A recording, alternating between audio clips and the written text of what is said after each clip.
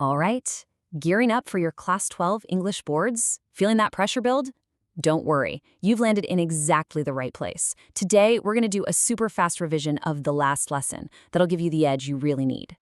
Feeling that board exam pressure? Yeah, we get it. So we've taken a massive 5-hour marathon class and crushed it into a powerful 5-minute explainer.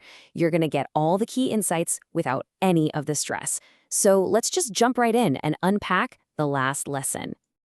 First up, we're jumping straight into the very first chapter of your Flamingo book, The Last Lesson by Alphonse Daudet.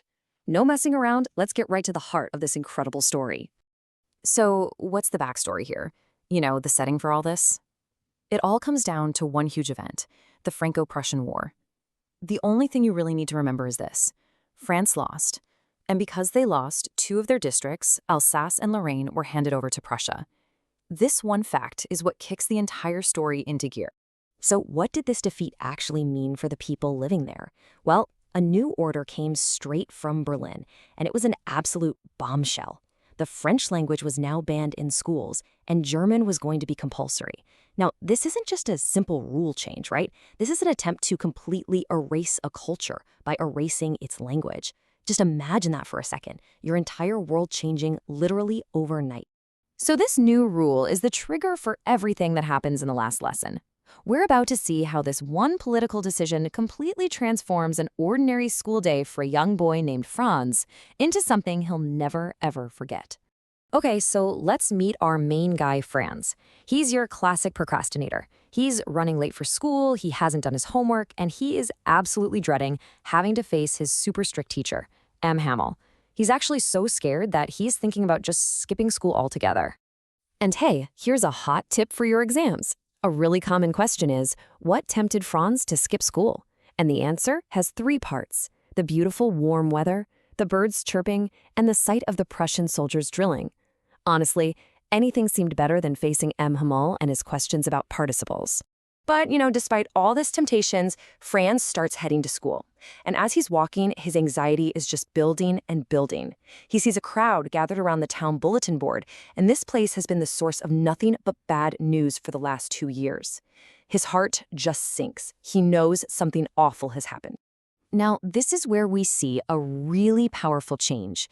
Franz's initial fear, of getting in trouble, it's about to transform into something way, way deeper: regret. This is the real turning point of the whole story. So Franz gets to school, and it's eerie.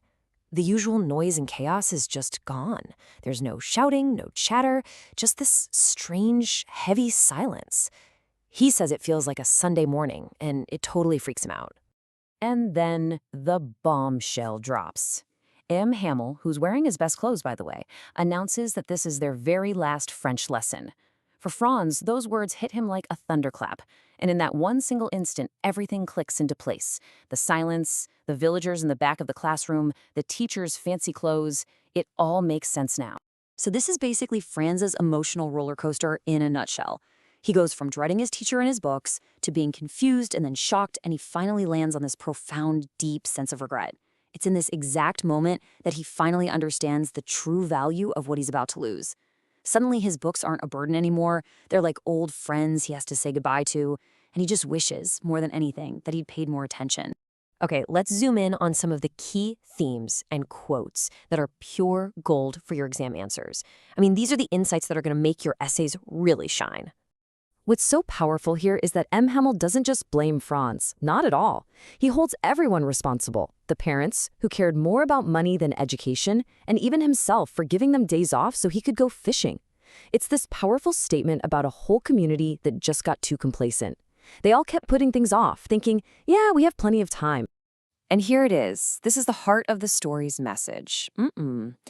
Hamel is saying that your language, it's like a weapon of resistance. It's the one thing that can't be taken away from you, a symbol of your identity that keeps hope alive. To lose your language is to lose a part of yourself, and to lose the key to your own freedom. Okay, let's just pause for a sec and look at some key questions that you'll probably see on your exam. Think about why M. Hamel so passionately calls French the most beautiful language. What does that tell us about him? And what about the villagers sitting in the back? Why are they even there? What does that symbolize? And then there's Franz's heartbreaking question about the pigeons. What does that tell us about oppression? And finally, why do his books all of a sudden feel like old friends? If you can unpack these questions, you'll have a much, much deeper understanding of the story. So when all is said and done, what's the ultimate takeaway from the last lesson? What is that central idea that the author really wants us to remember long after we've closed the book? At its absolute core, this is a story about the crushing weight of regret. It's a warning about how we all tend to procrastinate, how we always think, oh, I'll do it later, we have plenty of time. But as Franz and the villagers find out the hard way, sometimes tomorrow is just too late. Sometimes you don't get a second chance. The story ends with this incredibly powerful, silent gesture. M. Hamel is so choked up with emotion he can't even speak to say goodbye. So instead, he turns to the blackboard and writes, Vive la France, long live France. It's his final act of defiance, a testament to his deep love for his country and just a heartbreaking farewell to a whole way of life.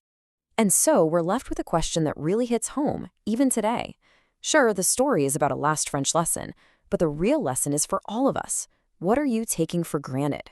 Your language, your culture, your education?